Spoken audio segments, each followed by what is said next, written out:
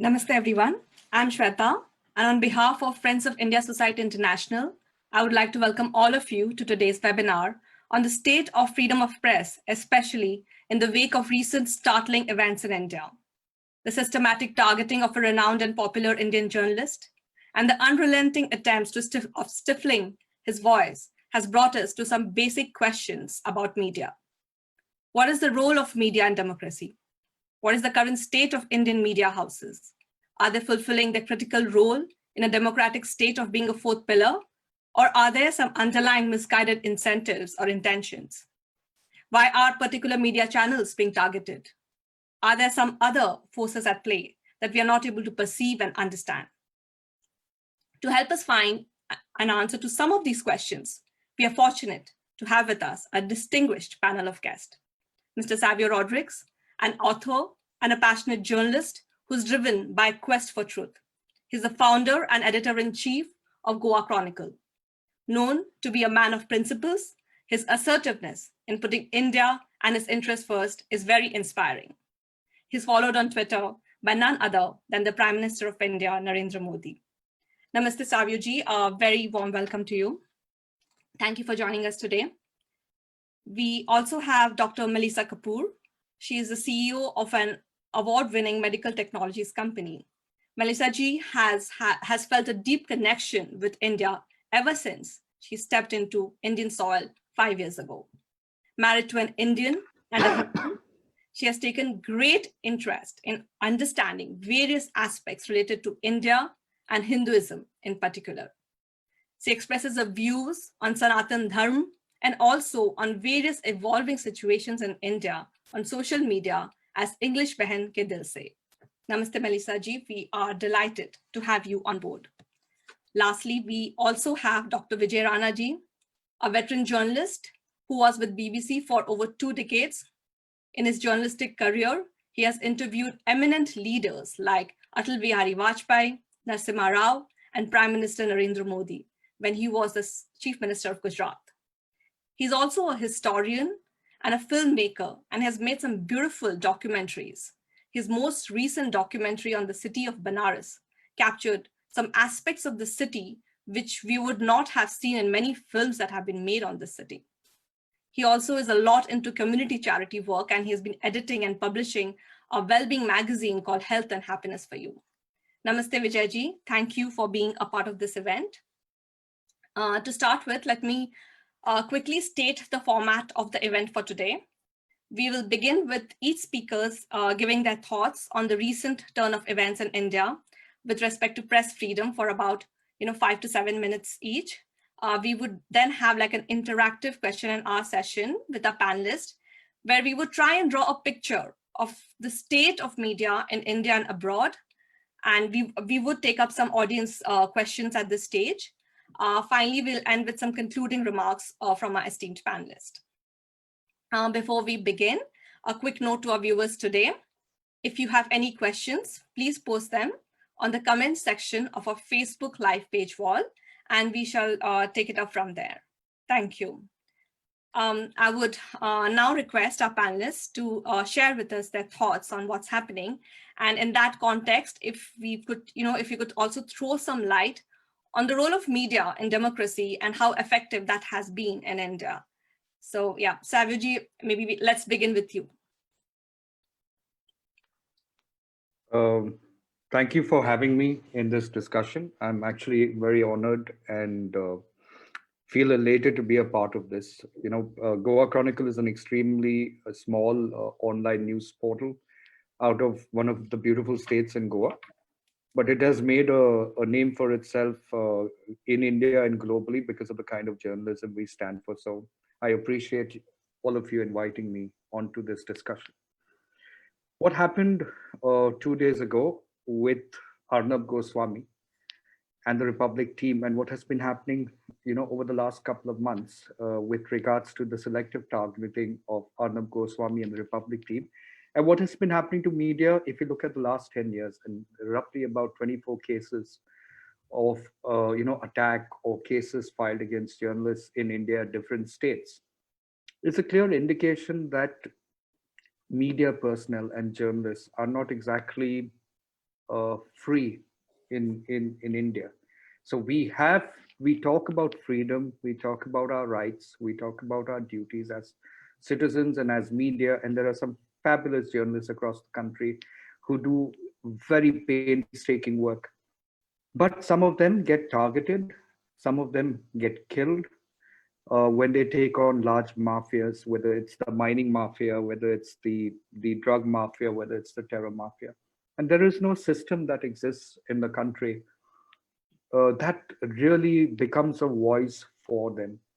And the recent issue with Arnab Goswami, and there are many people who don't subscribe to his kind of journalism, which is why some of the media have been absolutely quiet with regards to the attack on him. But you see, you don't have to subscribe to Arnab's journalism. You don't have to subscribe to his manner. You don't have to even accept the growth that the Republic TV has managed over the last several years of his existence. The most important aspect is that there is a media. This is a media. It has been doing its job truthfully. It has gained respectability since its inception. And just like any other media, whether it's somebody as small as us, Goa Chronicle from Goa, there are certain rights and there are certain responsibilities that come as being a part of media. So to me, if India today, the people of India, in India and across the world, remain quiet to the blatant police terrorism and the blatant fascist operations that's happening by the Maharashtra government with Republic TV, then what we're really doing is saying that media really is supposed to do what the government wants them to be what I would term as yellow journalism. You see, as journalists, you are going to come in confrontation with powers because that's your job. Your job is to seek the truth, your job is to pursue the truth, and eventually you will come at some point of truth where there would be corruption, there would be crime, there would be issues of rape that would be brought out in our reportage, and you have to seek the truth without having a political bias. Unfortunately, because of political powers, because of corporate powers, media tends to get muzzled.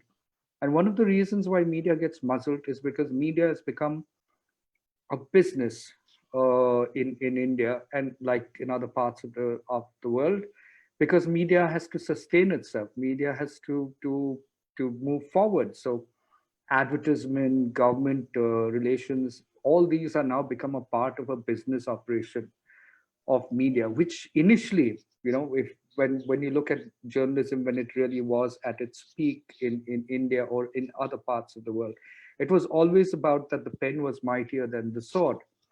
But right now, what is happening, whether it's television channels or whether it's online portals or whether it's the newspapers, it's advertising that's driving a lot of media. So people are afraid to actually go out. That's why they don't necessarily take cudgels with powers that be. So what you see is a top layer of investigations. But even in that, you really have an issue. So I think when you look at the problem is really we are moving to a very polarized society across the world. It's about the right or the left or right to center or left to center or left. It just keeps moving whichever side of the fence you really are. But we need to change that because really, if you look at India is about India, right? So whether you believe in an ideology of a political party or you get support of a corporate, what really matters is the people, because as media you really represent the people. And if you don't represent the people with the truth, then they are not making an informed decision.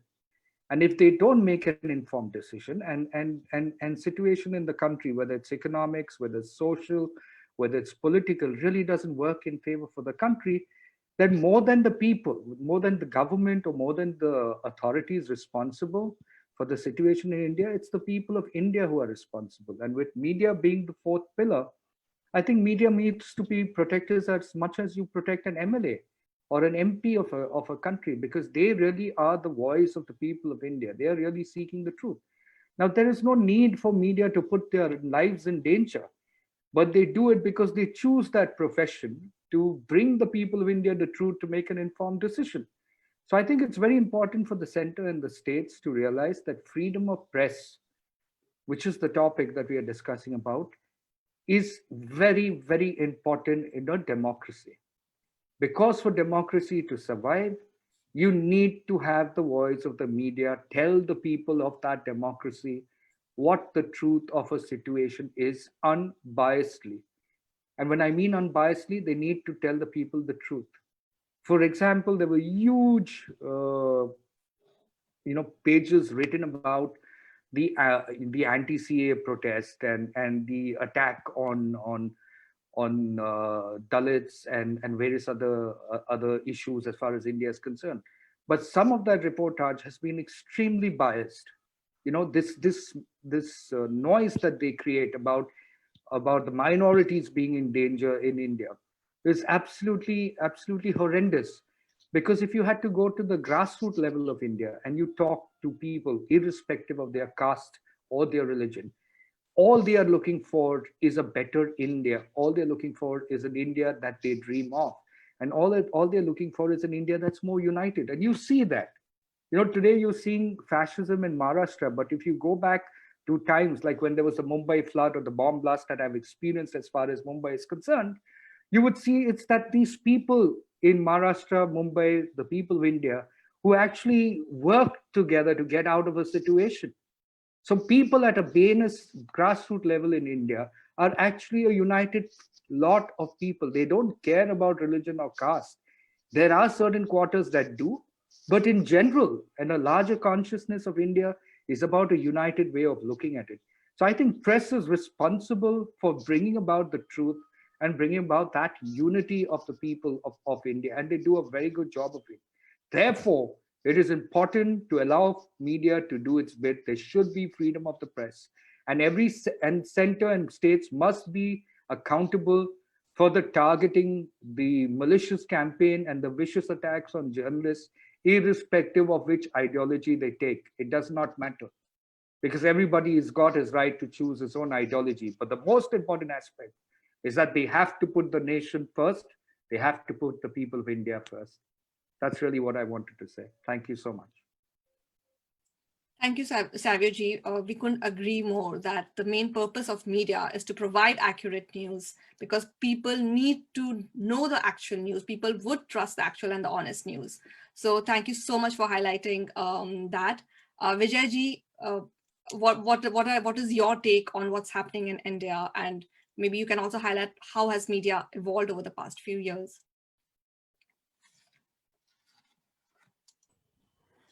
Thank you, Shweta, for having me in the program. And what has happened in the media in last few days is really, really unfortunate. And it should not have happened. And it has given a really bad name to the Indian democracy, which always had pride in free press. But going back to the history of Indian journalism after independence, I have the privilege, and I feel I'm lucky to work with 3 generations of Indian journalism after independence, and I would say that Indian journalism was never free from political influence, and I say this consciously. It was not as clear and blatant as it is, but the first generation of post-independent journalists, they were so in the awe of our nation builders like Nehru and Gandhi, they virtually worshipped them. They could see nothing wrong with them. And in fact, I interviewed some of the opposition leaders. They really complained to me when that was in 1985. They said that it is almost impossible. You will never ever see the photograph of an opposition leader on the front page of any newspaper. It has to be inevitably the Prime Minister of India, always the first photograph.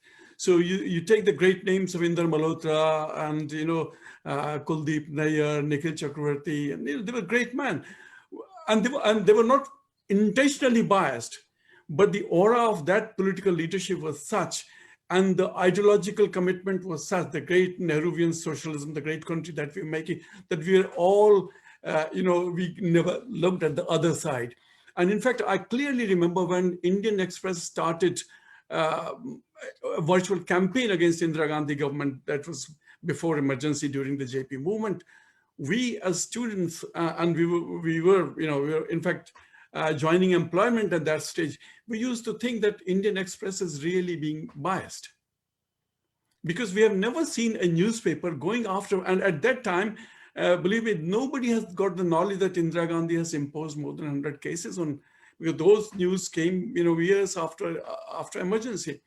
So at that time, we thought that Hindustan Times and Times of India are the neutral newspapers and Indian Express is the biased newspaper, because we were also in the awe of Indira Gandhi. Then came the second generation of Indian journalists, and things started deteriorating. I clearly remember in the in the late 80s, there was a huge controversy when Mulayam Singh government picked up about 20 journalists and gave them government bungalows, the secretary level bungalows, and they lived there for many, many years. And there was also the money was being exchanged. And this was the age when journalists, and there was a kind of an excess, they were clearly being rewarded for their services to the, and we were having a lot of fake news at that time, but at that time, we didn't have the social media. We didn't know what goes inside the, the ins and outs of the journalism. So we never knew that the news is biased or not. We thought this is the real news because it's written in the newspaper. And then came this free television. And I remember in the early stages, a television executive told me very clearly, look, we are into the business. We are not producing news for you. We are producing news for those millions who really don't understand news. And those were the days when the editors used to, I remember the Times of India editor once saying that we are the editor of Times of India is the second most powerful person in this country. So this arrogance also started coming in our profession. And the fake news was, it was coming, but we didn't have any means to identify it, to find out what is fake news or what's the real news. And I remember when these, the coalition governments started coming in, there was a time when we were having elections virtually every year, 96, 97, 98, 99, I think 97, there was no election. So at that time, I met editors who used to brag in the parties in Delhi who would say, I single-handedly demolished the government of Gujarat. That sort of things were happening in this in the journalistic circle. So I'll say that our journalism was never free from political influence. We have journalists, and now, coming to the third generation, today journalists are not reporting politics; they are playing politics, and that has given, that has clouded the whole scene, and that has given politicians the courage to go after the journalists who they don't like or who don't belong to their political side. Interesting. And then other thing also happened, that the dog started eating dog. One side started claiming that we are the neutral, we are the the whiter than white, and these people are the Godi media. Those who were sitting in the Godi for ages in the Congress, they started calling, and then this media war started between various channels. And I will not spare people as well, consumers of the news. I met a television executive who said to me, he said, the more we shout, the more people watch us. So this is the market. And he said, Mr. Rana, I'm not a fool. I can do journalism as you do in your BBC, but if I started doing that kind of serious discussion on my television show, nobody's going to watch me. So we are playing also to the gallery. So this is a very complex scene. And what has happened in last few years, in fact, the situation has really deteriorated in last few years, maybe 5 years or so, especially after Modi came. The problem is that if you start calling them or calling names to certain section, you should expect a response back. People started abusing, and the journalists started, calling fascists. They started abusing the right wing, say Savarkar. So the supporters of Savarkar started abusing Gandhi. The same is in the journalism. You started supporting once, criticizing or abusing one set of people, you should expect that they will abuse you. So now it's open abuse, and it is What I say is that organizing a cat fight in a studio is no journalism. And in this whole game, in this whole divided scene, politicians are playing their role. They gave government advertising. We saw in 2009, there were 20 pages of a full page advertising, Congress Party, UPA government advertising in one newspaper, 20 pages on a Sunday newspaper. Could you believe that? So they have various ways, and now we have, earlier they were giving money, they were buying influence. Now they're pressurizing them clearly, as we have seen in the case of Arnab Goswami.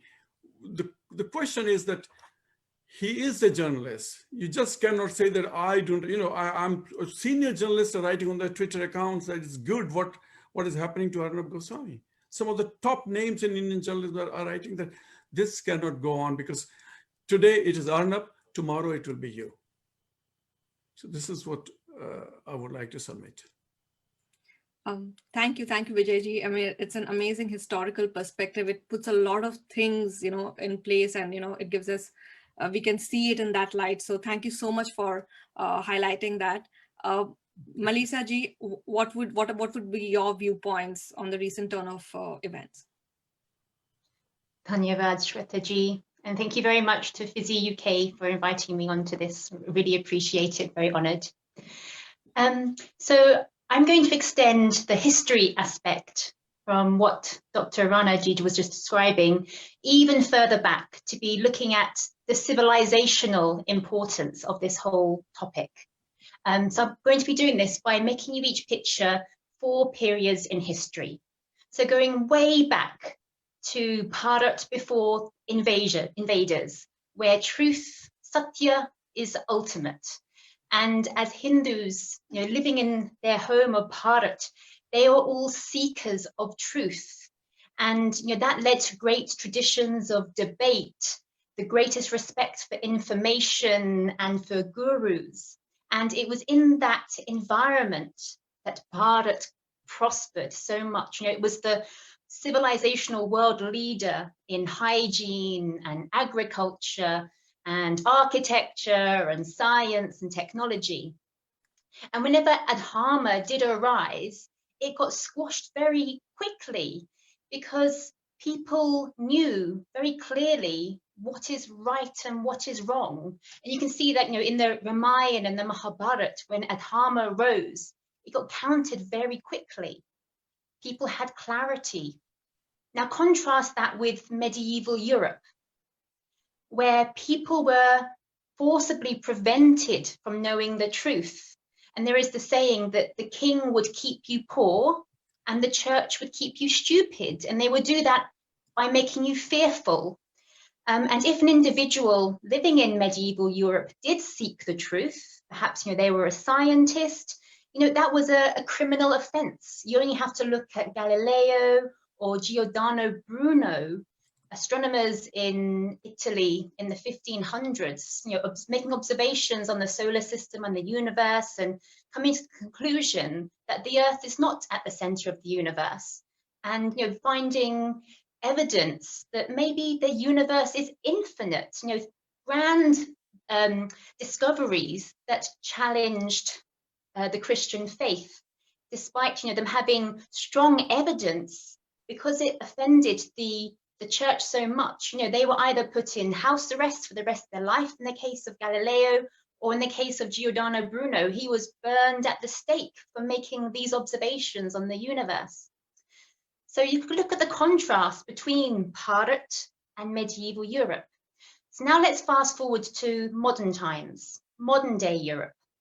So the West is no longer under the stranglehold of the church anymore. And I feel the media has had a massive role to play in that. It's got information out to the people, even where that information was challenging not just the church, but maybe the king or politicians. And for that reason, many of the issues to do with the Christian faith have been very rightly challenged. So, it's free publication on scientific discoveries now, even if they do challenge the Christian faith. So people have access to the information to understand and see these conflicts for themselves. And a really contemporary issue that's been coming out in the media is obviously the rampant paedophilia among the Christian church, in the UK, but across the world as well. So the media's had such a massive role to play in exposing these injustices and giving the truth to the people, empowering the people. Now, still staying in modern times, but let's shift over to Bharat, to India now. And when we look at those three previous periods, I would say actually the situation we're seeing ourselves in modern day India has more in common with that medieval Europe situation, right? When you look at what's happening to Arnabji and how they are stifling the truth from getting out to the people. Ultimately, medieval Catholic Church tactics are being employed in India today to control the information that's getting to people, to protect a dynasty with strong links to Italy and the Catholic Church through Sonia Gandhi, obviously, but ultimately to be protecting this dynasty of greedy, power-hungry people, and not only protecting them, but also their wider interests. And that's where the extensions then to the wider Break India forces come in. So we have then the Sushant Singh Rajput case, and the implications then of the interference of Pakistan and Bollywood, and obviously Arnabji has such a critical role in exposing that. And on the other side, another way in which Arnab has been exposing the truth, where many others have not dared, is in the lynching of the sadhus in Palghar, where there is evidence again that Christians, communists, and the opposition parties, they had a role to play in that lynching. They were aiding and abetting the lynching of the most innocent, the most the epitome of humanity. They had a role to play in lynching these people. And as I said, Arnab Goswami ji, he's one of the few people who's had the courage to speak out. When most of the media were reporting the lynchings as thieves being lynched by Hindu tribes, he was the one exposing the truth.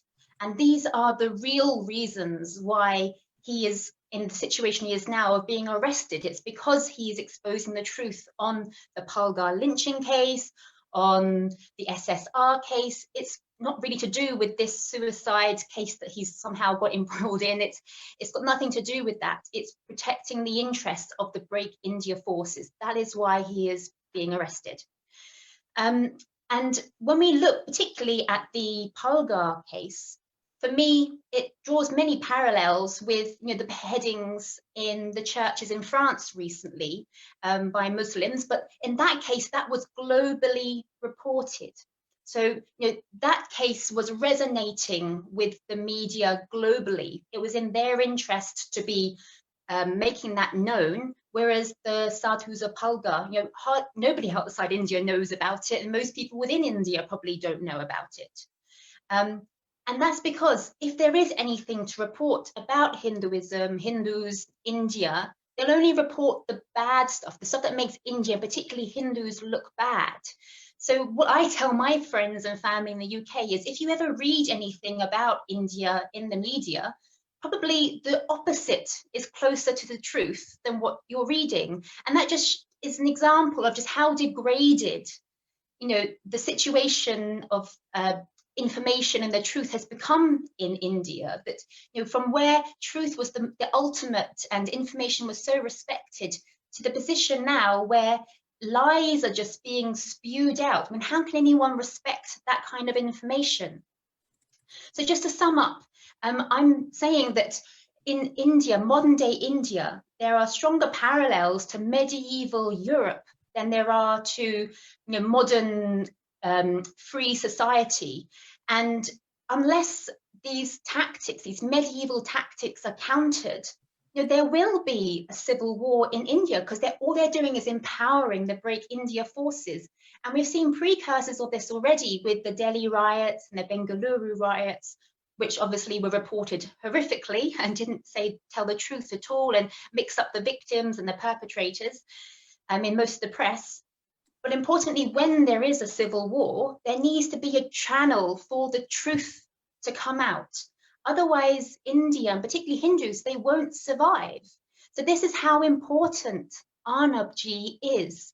And the work of journalists who are courageous like him to be revealing the truth. This is how important it is. The survival of India and Hindus depends on it. Thank you, Shweta ji. Thank you, Melissa ji. I mean, thank you so much for presenting a civilizational perspective and helping us draw parallels between those times and current times. And you rightly said, India is the land of seeking truth, and it's sad that somehow that conscientiousness is getting lost. So hopefully, we will get back to it soon. Moving on to our discussion, Savio ji, I'll begin with you. So in this is an information age, and it looks like it's all about building and creating narratives. So do you think there is this status quo in how narratives, were built and presented in India? And then you have people and media networks like yourself who are not following this, set norm. And suddenly the system feels rattled and challenged, so much so that, you would hear phrases like, this is not journalism. That's probably one of the most brilliant questions I've heard in a long time. Shweta, it's a fantastic question. It is true. There has been a narrative that existed for journalism over a period of time where, you see, politics seems to overshadow a lot of journalism as far as India is concerned. Politics and the closeness to corporate companies tend to pressurize a lot of the narratives that you see in India. More importantly, over the last 20 years, you would see a lot of international influence as far as media is concerned. So there is, and more now in the last 6 years, there's been tremendous attempt to create a very disturbing narrative about India in the rest of the world, because you see a good positive narrative on India brings about economic and social progress as far as India is concerned. And for economic and social progress to happen, India needs to be seen as a global destination for investment, economic activity, as well as people feel socially relevant as far as India is concerned. So the image that they try to create in India about India internationally, and I grew up international, so I can tell you, I lived 20 years of my life in the Middle East. So the image that India had then, and the image that India has over the last 6 years, since the Narendra Modi government has been in power, there's a dramatic change in that narrative, where people are having confidence in India that goes beyond being snake charmers to actually being intelligent, economic and business-oriented people. Yes, if they have to break this, and that's what I keep saying all the time, if they have to break the progress of India or the growth of India, they have to divide India on the lines that India is famously divided for, which is caste and creed. So you see, every narrative that is played out about India internationally and with a large section of the media in India is caste and creed. It is always about what has happened to the minority or what has happened to the Dalit. I'm not saying you shouldn't stand for it. But just as a Muslim Pehlu Khan is important, so is a Hindu Ramalingam important. People don't understand that. So for us as media, and the reason why we have rattled a lot of this media is because I see the Indian in the person. I stand for the right that we have to protect our Sanatan Dharma culture. We have to protect what is truly India beyond political definitions. Because a citizen in India is irrespective of his caste or creed, right? That's what true secularism is. The most prostituted word in India, I'm sorry I have to say that, the most prostituted word in India is the word secularism, which talks about it being acceptance of all religion in matters of governance. And that's an absurd definition of secularism, because the clinical and the actual definition, the dictionary definition of secularism is acceptance of no religion in matters of governance, which means I have to see you as a citizen irrespective of your caste or creed. So if a Pehlu Khan is important to be reported about in India and internationally, then a Ramalingam who was chopped by PFI people and killed is equally as important. So if the rape of a girl in a particular place, which is again a minority girl, is important, then the rape of a nun is also important. If a Me Too in Bollywood is important, then the Me Too amongst nuns and Catholic Church is also important. The problem is we are actually smashing the narrative that is against India, and that is what is rattling a lot of people. And Republic TV, Goa Chronicle, and a few of us who are actually trying to bring about a revolution in India media will be targeting. I see that the targeting getting more strong. But that cannot deter us, because in the end, we are pursuing the truth. The Indian Express, which was there many years ago, was actually a stalwart in the pursuit of truth. That's why legendary writers who still exist, like Gurumurthy, were people who actually went after corporate head honchos at that time and were targeted. That's the same thing that's happening to Arnab right now. So you will have that reformation happening. It's all a part of the cleaning process. So we will change the narrative, and India will always be first. No Gandhis can ever control India. Let me be clear on that. No, thank you, Savio ji. Thanks to people like you for fighting on ground, and we all want to see a better India. Vijay ji, coming to you on the same lines of narratives. So narratives, I think, are help to create an order, like an hierarchical world order. So with that purview, we have seen that there's a constant misrepresentation of India in international media networks that Savio ji also highlighted. And there's a lot of angst among Indian diaspora regarding this. So what is your take on this subject, and how do you think Indians should counter this? Well, very interesting question, and I have some experience of, direct experience of how Western media works. I worked in BBC for more than 2 decades, and what will happen is that our English colleague will go there in India. He will stay in a top-class hotel and invite some of the Indian journalists there. Everybody will go there, have evening, in a 5-star hotel, having nice drink and dinner. And when this guy will come back after a week's trip of India, maybe for covering election or something, he will be treated as expert of India rather than somebody me who was born and brought up and was working for the same organization for 20 years. So an English colleague of mine having 1 week's trip in India becomes an expert of India. And if he goes next year to Pakistan, he becomes a Pakistan expert. If he goes to Burma, he becomes a Burma expert. So this is how Western media always works. Now, and then who they will meet? The secularist lobby, the Indian, the caste, and how dirty India is, how callous India is, how we are treating Dalits, and that sort of thing. So they will always come back with these images of, one of the very, kind of popular term that used to be in the 50s and 60s of Indian narrative was teeming millions, that we are crawling like, people. They will inevitably go to Victoria Terminus, stand on that bridge and put the camera there, and there you will see millions of people trying to wrestle and go into the train. That image I have seen at least 100 documentaries in the last 38 years I've been living in this country. This is a very common image in every documentary. The second place they will go to, Banaras, they will go to a Shamshan and find a sadhu who is smeared in the ash and sitting among the dead people. So these are the 2 images that are very prominent in India. But there is a deeper level of anti-Indian narrative, and this I realized only a couple of years ago when I started researching, going back to my discipline of history again. I joined a website called as academia.org. You have to pay a certain annual fee for that. And I did casteism in India. And these are the scholars in the universities of the world. And do you know what I found? I found more than 93,000 research papers written on casteism in India. And the narrative was this is a Brahminical society suppressing the poor, suppressing the Dalit and downtrodden. Then I started searching something, the casteism or Dalit oppression in ancient India. I found thousands and thousands of papers.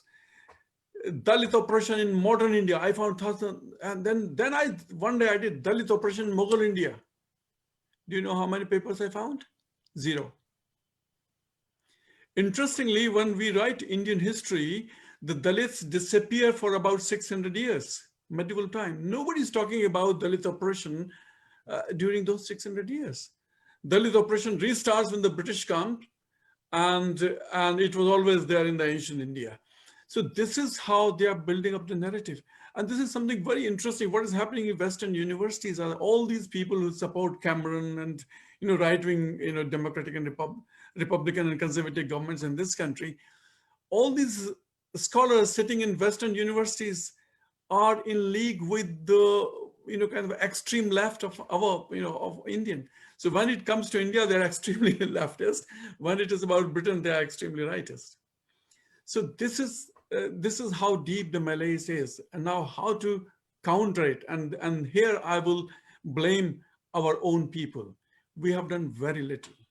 We have done really, really little. In fact, the saddest part is we just even, I have seen Hindus fighting on the name of Hinduism.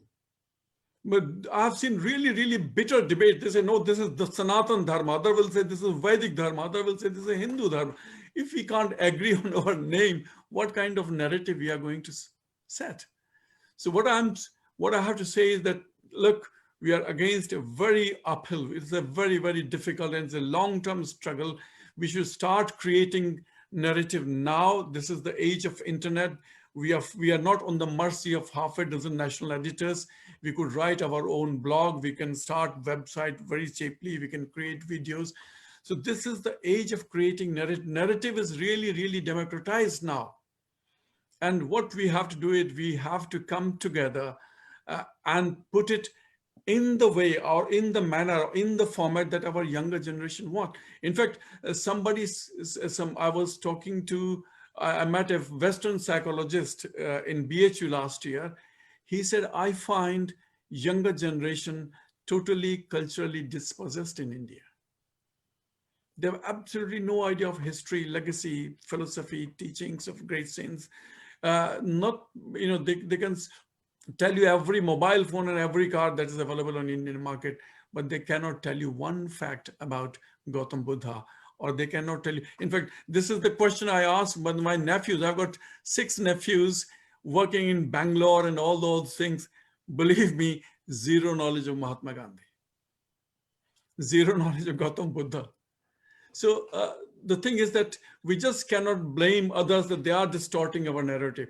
This is the time that we should start creating our narrative. That's the only way. I don't know what is the other way. We just can't, be waiting for a great politician to come and open the floodgates so that our narrative flows. No, it's not going to happen. It's a hard work. It's a difficult work. It's a long work. We have to put our heads together and start working now. No, thank you, Vijayji, for highlighting that. I hope many Indians are listening to you because narratives is a concerted effort by each and every individual. It does not get created. Continuous effort. Yes, it is a continuous effort. So yes, it should start now. Melissa ji, since you're very active on social media, so it was through social media that we get to know about many things, be it the Palgar Sadhus case or the Nikita Tomar case, okay? So what kind of role do you think social media would play going forward vis-a-vis mainstream media, and its effectiveness in this game of narratives? Dhanyavad, Sretaji. Excellent question. So yes, social media, very, very important. If you look at the landslide victories of BJP, could that have been possible without social media? I'm not so sure. The rising level of support in places like West Bengal for BJP, I think social media had a massive role to play there. Or when we look at the Sadhu lynchings in Palghar, those videos only emerged a couple of days after the lynching occurred, where the cases had been completely swept under the carpet until those videos appeared on social media. As I said, they were reported in the media as just, killing of 3 by Hindu tribespeople and things like that, complete lies. It's only when the videos emerge that the truth could come out.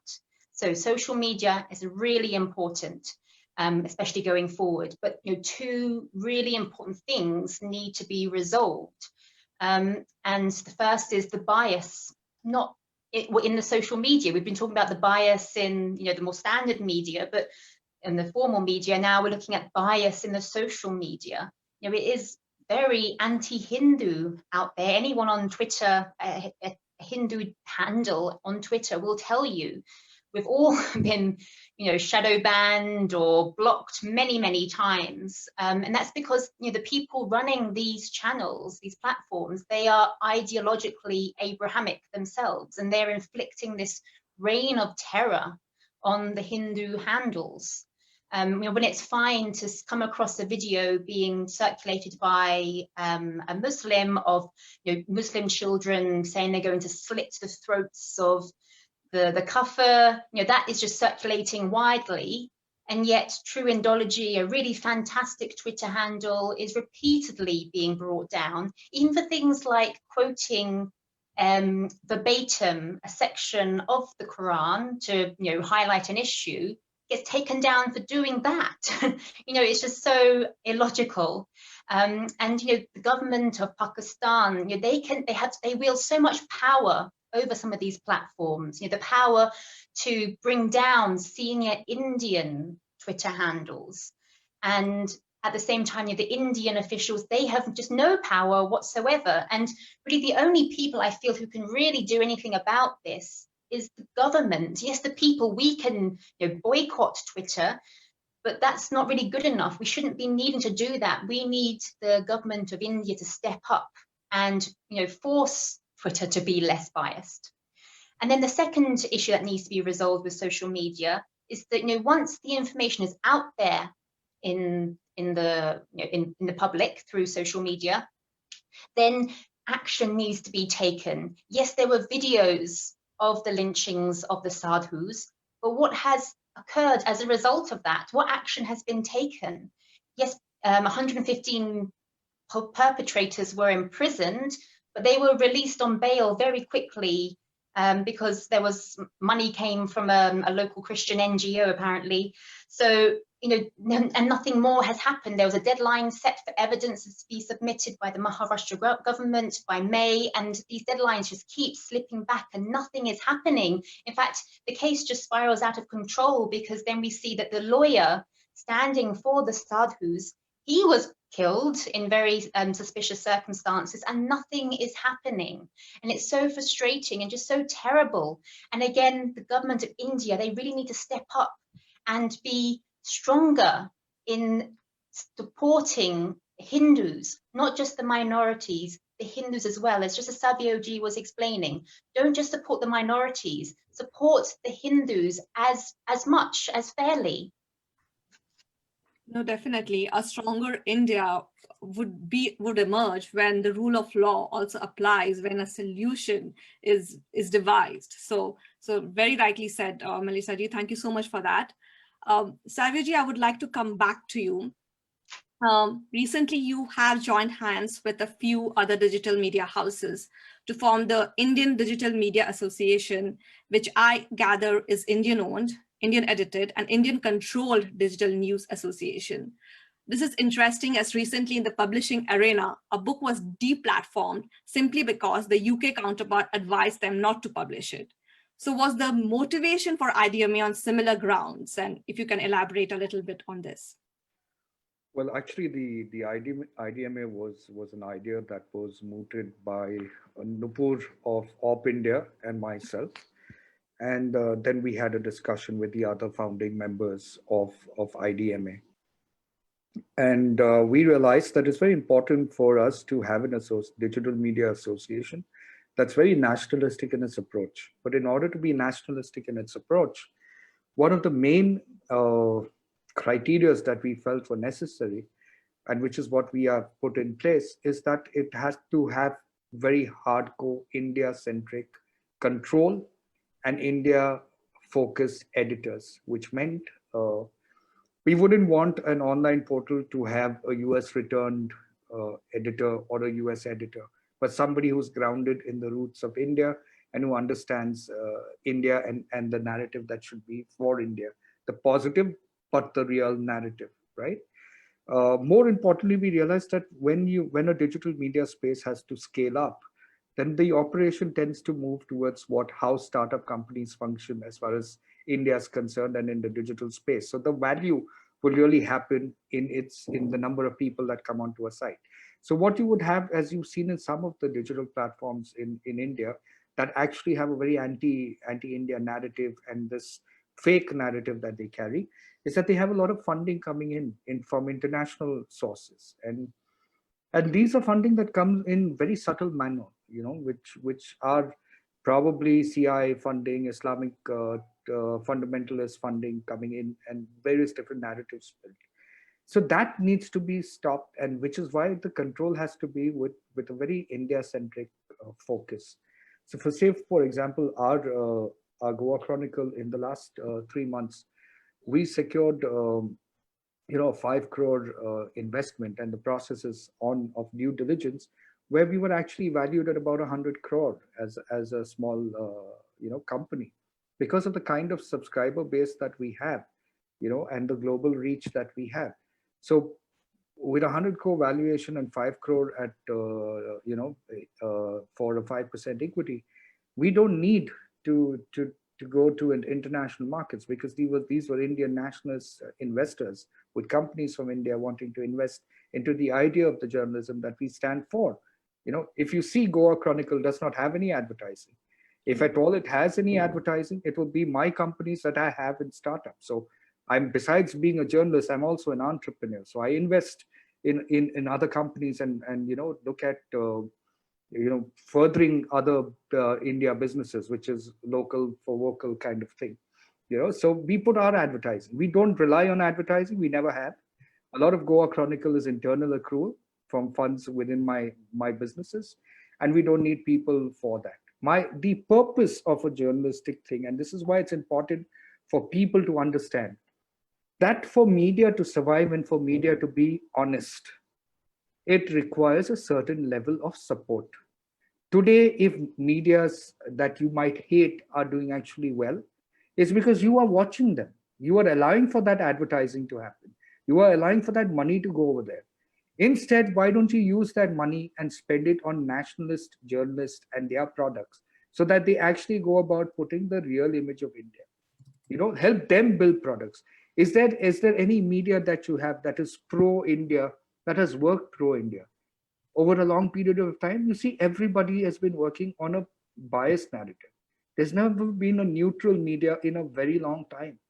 If I told anything that was coming out, even Arnab and Republic, many people accuse him of being BJP centric. But today what is happening to him clearly shows that BJP is also not really supporting him. Otherwise, the center would have stepped in very aggressively and assertively.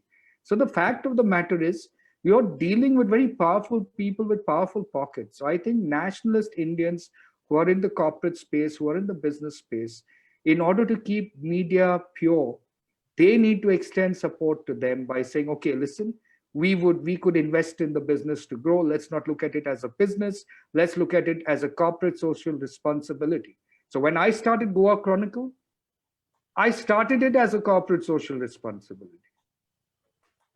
I wanted to make a difference. The team wanted to make a difference. We wanted to say, hey, listen, we are beyond media. We are not in the business of media. We are being true to journalism. And today, after 10 years and all the investments that I made in Goa Chronicle, I'm extremely happy that the people of India actually think that we are a brand to reckon with as far as content is concerned. And that's the greatest kick. Money is not always the kick. It's seeing India there. That's the kick. That's the high for a journalist, that you have made a difference. And that's really how I see it. No, definitely, Savio ji. I mean, I totally agree with you that in order to deliver the right kind of information, a lot more needs to be done. And the rule of law, again, stressing on that, that needs to be in place. Proper protection needs to be in place. So yes, but we are really glad to hear that, IDMA be protecting the right to information, correct information to the citizens of India. So that's a great positive. Vijay ji, just expanding on what Savio ji said. So how much of independence do you think, Indian counterparts of international media houses have in presenting information? Who takes the call on how the story plays out? Is it an individual reporter, executive producer, or even the new recruits? How do they get influenced to follow a particular bias? Well, it's a very, the practice differs from, from organization to organization. I remember the Sun newspaper, very, very interesting when Rupert Murdoch flew, Tony Blair to Australia, and he was featured there, and he spoke to all his editors there. And then he comes back, and next day the headline in the Sun was, "From today, Sun supports Labour."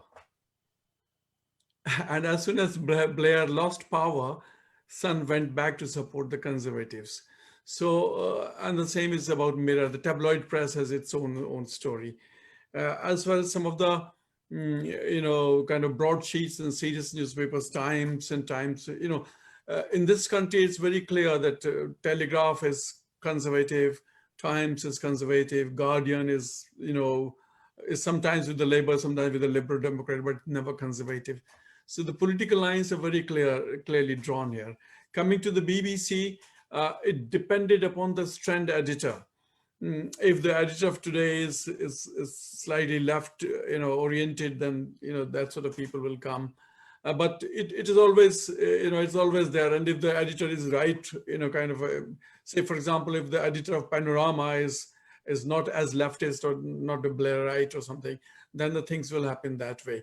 But it happens in a very subtle way, and that is what we have to learn from the British. You don't have to be bitter to criticize anyone. I remember there was a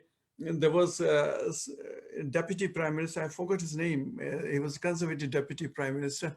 He used to he demolished Margaret Thatcher. In fact, he was the last straw when Thatcher had to leave. And his reputation, why he was so mild-mannered, but he was so devastating in his criticism that one of the opposition leaders is as if I'm savaged by a dead sheep. So that was his reputation. So my point here is that while creating this narrative, we don't have to sound angry. We don't have to sound bitter. We can, even in a quieter language, even in a quieter tone, you can really destroy the argument of your opponent if you try that. So if we want to be heard in the West, I would suggest that Indian political leaders or the narrative writers have to learn this art of making your point of view, making an argument in a very civilized manner. Remember, I find some absolutely excellent writing criticizing Nehru, but then in the second or third paragraph, they will use an abusive term. And I want to share that article, but I don't want to side with abuse. So I stop. So the one problem when our own problem, because unless we are aware of our shortcomings, we cannot strengthen our position. So my view is that we have to learn the art of creating a narrative. You don't have to shout. You don't have to be abusive. You don't have to be bitter and angry to make your point. And a lot, but when I say this to my friends in India, they say, "No, Mr. Rana, you do not understand India. Unless we shout, nobody's going to listen." So we have to see, where the balance is. And coming to Savio's point, I think he makes a very, very important point. We need concerted effort to fund these people who are doing great work there. Just a few months back, I came across a foundation. I can't remember its exact name, is Independent and Public Service Foundation. Mr. Nayanan is run by Mr. Nayanan. And I found that there were about 20 websites. They are day in and day out into the propaganda business against current government, current establishment. And all these websites are being funded in crores of crores. Everybody's writing that 1.7 crore to this website, 1.8 crores to this website. So here is a model. And this foundation, who is putting the money? Some of the great names of Indian corporate world. So they are funding these websites, in fact. So we have to have, here's a model, here's an example. We have to have something similar, as Savio has pointed out, and it's very, unless we have these resources, we cannot sustain this fight. So, having a fight is important, but sustaining that fight is also important. And for that, we need funds. For that, we need intellectual vigor. For that, we need a united voice. Great. No, can't agree with you more, Vijay-ji. Melissa ji, if you can also, highlight, like, do you see that, we can have an organized effort, like how Vijay-ji said, like emerging among the non-left ecosystem? The liberals, the left wing seems so organized worldwide. For instance, if the editor-in-chief of a left-wing news channel would have been dragged out of his home, jailed in a closed case with no prior court permission of reopening it, then I'm sure, there would have been an international uproar, and no stone would have been left unturned to tarnish India's image in the process. Before Melissa comes, half a dozen top Supreme Court lawyers will be knocking at the door of the Chief Justice of India at the midnight to get that editor out, if that was the case. Yes. Sorry, Melissa, go ahead. Absolutely, you're so correct, Dr. Rana ji. And just to pick up on a point, Shweta ji, I think when we are all using the words, right wing, left wing, liberal, I find that within India, they just don't make sense. And I think it's because we're blindly copying the West again when we're using the words right wing and left wing, and actually they just don't apply correctly, and it's creating this confusion. We think of the left wing in India, they're certainly not liberal people, are they? They are the most like dictators, and they commit some of the worst crimes against humanity. So what I like to think is that we are dharmic people. We're not right-wing people, we're dharmic people. But yes, coming back to the question, the Islamo-fascists, as we'll call them instead, yes, they are very organized, you're right. And as Dr. Rana ji was just saying, if the tables were turned and it was one of their journalists in being arrested, they would be out by midnight. There's so much power behind them, even when they are, terrible criminals, and there's lots of evidence against them. When you compare that to Arnab ji, he's innocent. And I think this speaks to a much bigger problem, because on the one hand, if we move now to the UK, the church commissioners in the UK are very organised. Yes, there are different sort of factions of the Christian church in the UK, but when they need to unite, they do. And they have access to £20 billion worth of liquid fund to do as they want at any one time, to pull any political lever that they need or to fight any political case. And in contrast, that Hindutva and dharmic people, they're not organising well, unfortunately, and I don't really see it improving too much. I think one of the key reasons for this is actually the English-speaking Hindu leaders. They confuse the situation. They put out misguided messages, such as, all religions are the same, or that, Hinduism, Hindu Dharma, that it's not a religion. And I understand where they're coming from in that respect, but they don't realize that that is a tool that the missionaries use to convert Hindus to Christianity. They say, you don't even believe in a proper religion. Why don't you join a proper religion? Yours is just a culture where it defines what you eat and what you wear. Join a proper religion. So for all these reasons, they're creating this confusion. And with the prevalence of media, on YouTube videos, these messages are getting amplified. I was watching a YouTube video the other day by Sri Ravi Shankarji, and he was describing the devas as angels. He was literally using the word angels instead of devas, and it's just creating such confusion in Hindu minds.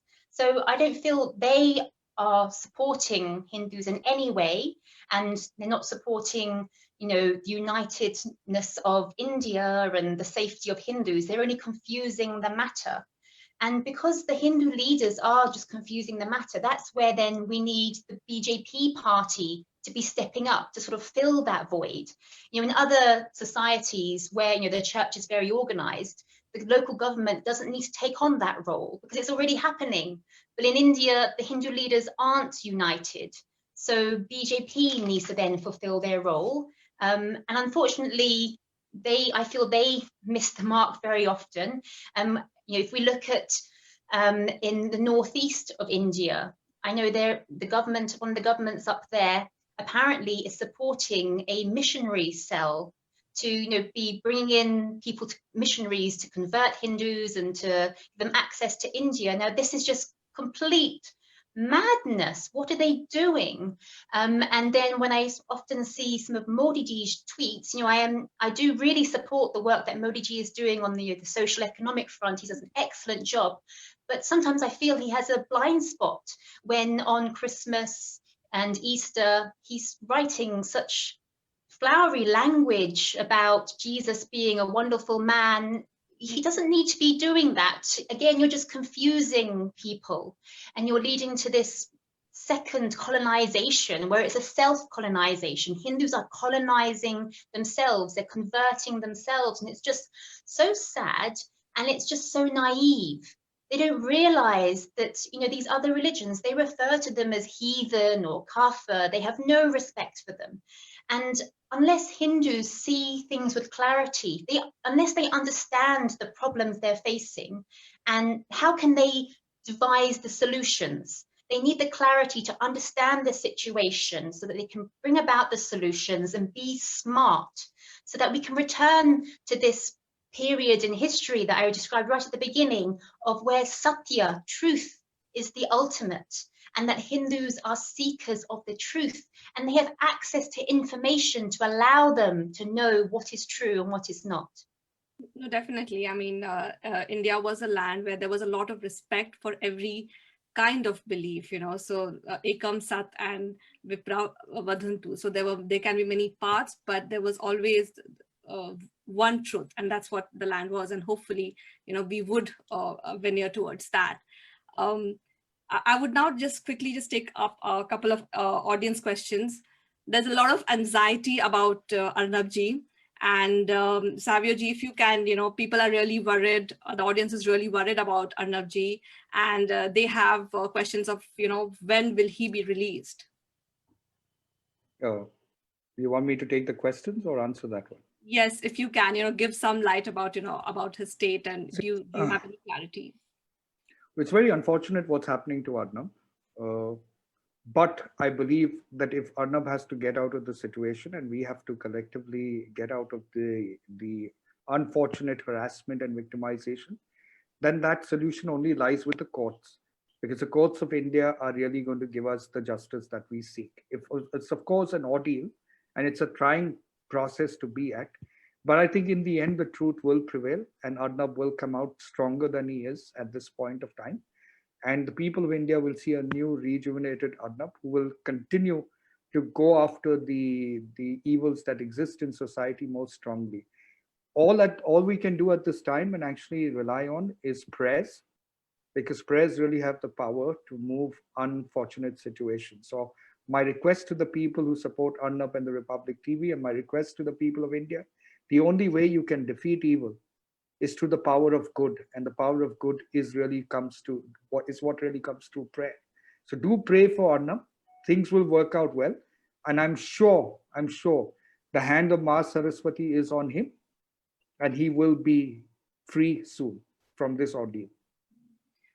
There is a related question also to that. Do you think the central government should now intervene, because it looks like an emergency-like situation now?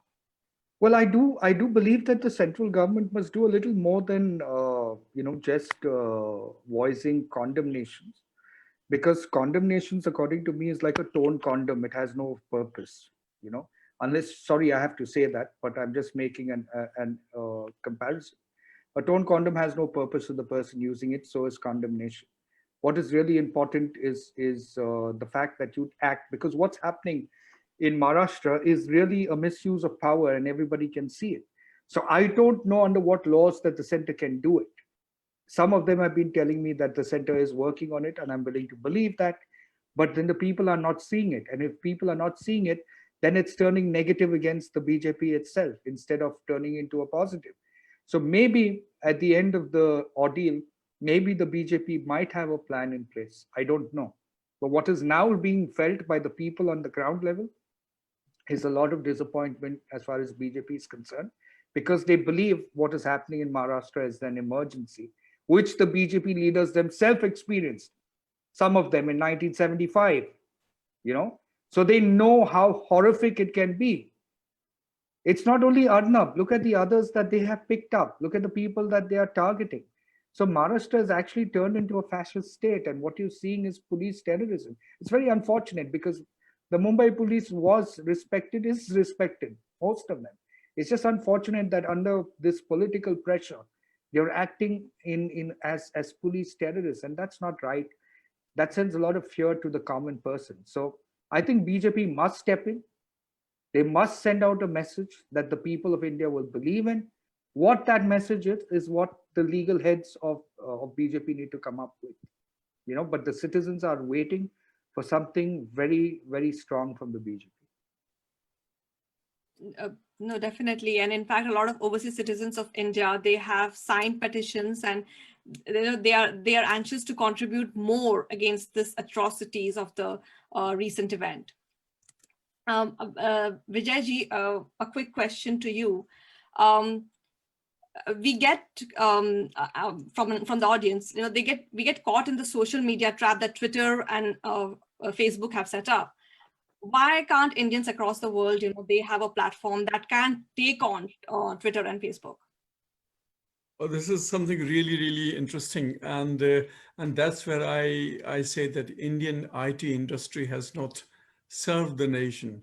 They are quite happy in just serving some of the great corporate organizations of the West and sending what somebody put it a few years back, cyber coolies. As far as innovation is concerned, in fact, I asked a friend of mine who is the pioneer, one of the pioneers of internet in India, one of the first persons who started this indiaworld.com and Samachar and all these things. And I asked him that can't we have our something like Zoom has, when this idea came that Zoom is a Chinese thing. He said that no Indian company would put in so much of money as. So if we have this, if we don't play the long-term game, if we do not have this foresight to be ahead in the field, what happens is we are a complacent people. I'm Santosh Janak, it's fine. We have got the money and it's okay for us. So this is, and that sort of fire we don't seem to have. Remember, Rupert Murdoch and India Today almost started in the early 70s, the media empire. And see where's the other empire. So we say we are making enough money and that's enough. We don't want to make more money. And have you gone mad? Why are you running after money? That sort of Indian attitude is perhaps responsible for that we are not thinking in global terms. We are all related to India, and then our market is big enough. It gives us comfortable amount of money. So why look outside India? So that sort of attitude exists not only in media or IT or business, it is all over the place. And so we have to be more kind of more extrovert, looking outward and leaving our imprint, our mark on, so we have this desire to become small, thinking in pieces, thinking in our nationalities, a Hindu, or say the Bengali, Gujarati, and that's. So that sort of mindset somewhere stops our global footprint. And you see, when I left BBC, I was writing for a lot of Indian newspapers, India Today, Express, all these, and there were always demand. There was I write some, but in last few years, the global coverage in Indian media has completely disappeared. In Times of India, you'll find half page of world affairs, and that again is Kim Kardashian and that sort of thing, or the some of the pop stars and something. There's hardly any foreign news. So we are becoming, at one end, the world is opening up, but the internet is also problematic in the sense that we are becoming very inward bound, and we are not looking at the world, and we refuse to become the global players the way the China and other countries think. So we have to widen our horizons, and we have to widen, we have to fly, we have to spread our wings, which we are not doing at the moment. No, definitely. In fact, many strong opinion pieces are written in international media outlets on, Indian events like Indian elections. Very nasty pieces were written on Prime Minister Modi. I hope we see a day when Indian columnists and Indian media networks, they are setting and influencing narratives on international luminaries and events. So, yeah. So as we are running short of time, we would have to conclude our question and answer session here. I would just request our panelists to make a very brief, quick concluding remark. Maybe Savio ji, we can start with you again. What I'd like to say is that for India to succeed, for India to progress economically, socially, media is going to be playing a very, very important role. But that media has to be India-centric. That media has to be people-centric.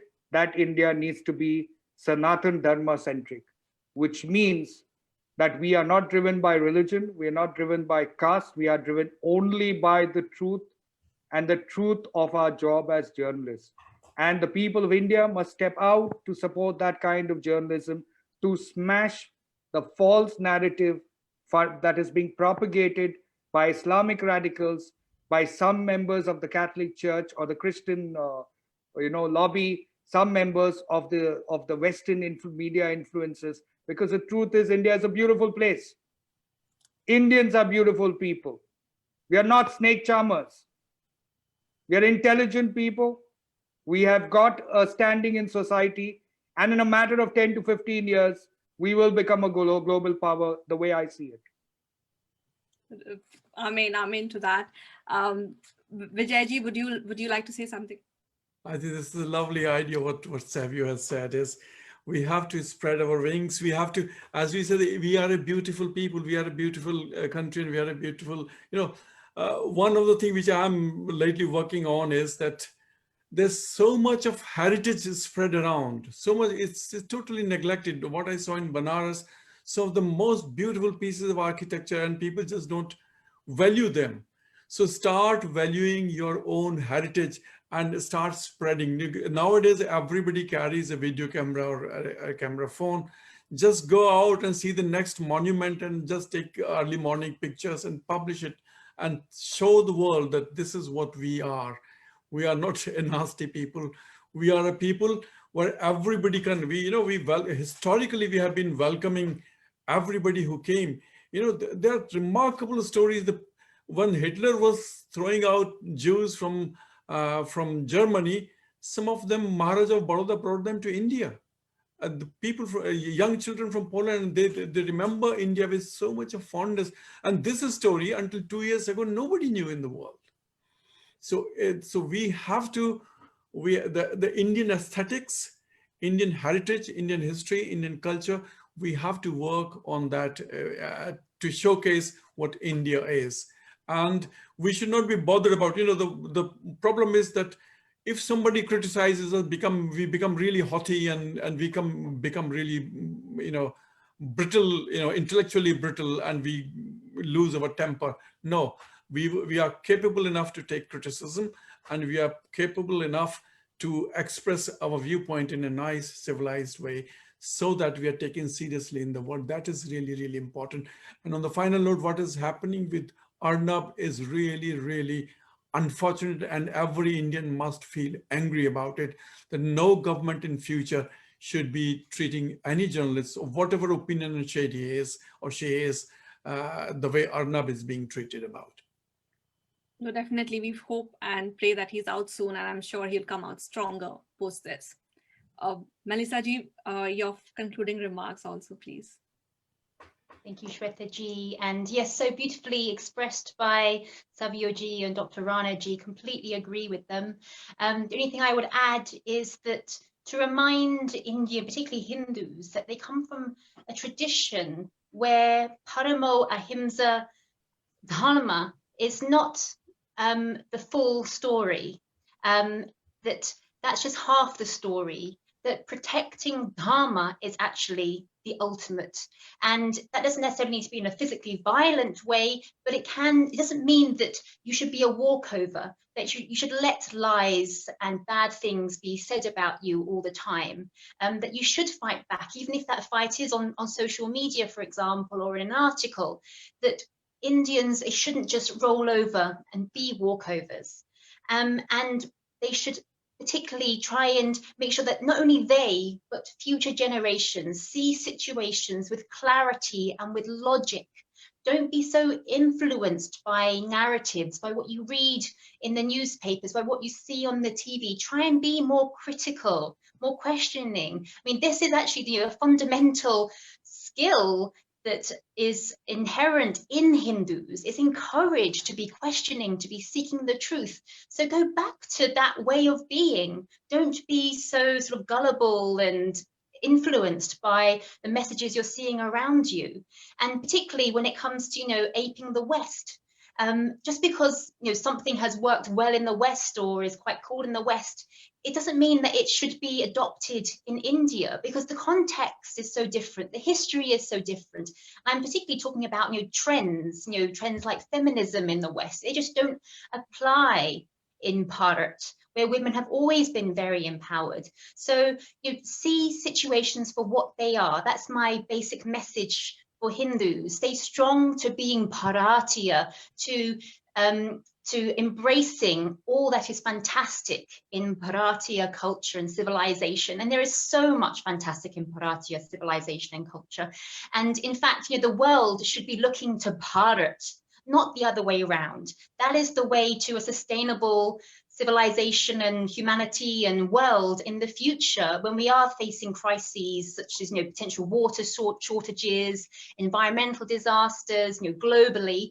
We need to be taking on the Bharatiya lifestyle and the Bharatiya approach to life and societies living together. That is going to be a truly peaceful and sustainable world. No, definitely. And Indian narrative has run far too long from elsewhere. So we need to step up, manage the narrative, and control our destiny. So thank you so much for those wonderful thoughts, Melissa ji. So that would bring us to the end of our session today. Lots of food for thought. We are very grateful to Savio ji, Vijay ji, and Melissa ji for your time. After listening to all of you, I feel a passion and a determination to do so much more. So thank you so much, and special thanks again to Savio ji for speaking to us at VRs in India.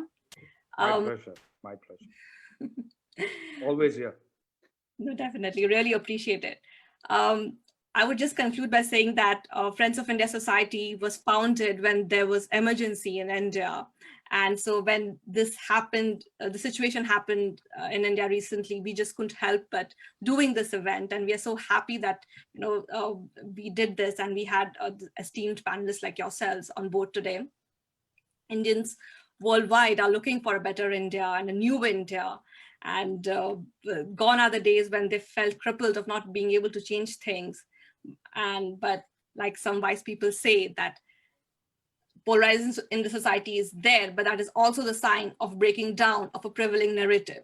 So hopefully we are off on a better road ahead. Thank you all for joining us today. Namaste. Thank you. Thank you. Dhanyavad.